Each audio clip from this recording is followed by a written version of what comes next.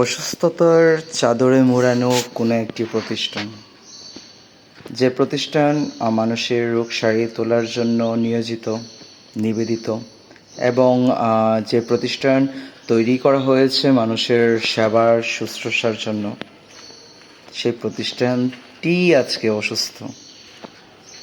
বেশি দিন হয়নি এই প্রতিষ্ঠানটি চালু হয়েছে, হয়তোবা 5 বছর রানিং। তবে তার অবকাঠামোর যে ধ্বংসলীলা শুরু হয়েছে, অনৈতিক যে কার্যক্রমগুলো সেই প্রতিষ্ঠানটিতে হয়েছে, আমি মনে করি কর্তৃপক্ষের আরও সুনজর দেওয়া উচিত। এটি হচ্ছে র্যাম সিঁড়ির একদম উপরতলার অবস্থা। আপনার বিশ্বাসই হবে না যে একটি প্রতিষ্ঠানে এরকম অনৈতিক কার্যক্রম হতে পারে।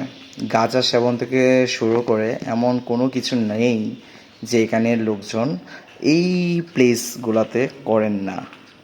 সবচেয়ে ভয়ঙ্কর বিষয় হচ্ছে রোগীর সাথে যে লোকজন থাকেন, বিশেষ করে নারী যারা থাকেন, তারা ইনসিকিউরড যে কেউ তাদেরকে এই প্লেসটাতে যদি নিয়ে আসতে পারে, সারা রাত চিল্লালেও কেউ বুঝতেও পারবে না যে এখানে কিছু একটা হচ্ছে। সো প্রশাসনের দৃষ্টি আকর্ষণ করছি, প্লাস হচ্ছে প্রতিষ্ঠানের দৃষ্টি আকর্ষণ করছি যে এই ব্যাধিতে আক্রান্ত যে প্রতিষ্ঠানটি, সেটিকে আপনার একটু সারিয়ে তোলার ব্যবস্থা করেন। এরকম সুন্দর, মনোরম, দৃষ্টিনন্দন একটি প্রতিষ্ঠান এভাবে ধুকে ধুকে শেষ হয়ে যাচ্ছে, এটা আসলে মেনে নেওয়া যায় না। আপনি যেই হন, যেখানকারই হন না কেন, কেউই কিন্তু এটি মেনে নিতে পারবে না। এবং এটা সত্য, এখানে যারা কর্মরত তারা কেউই অসুস্থতার সাথে জড়িত না।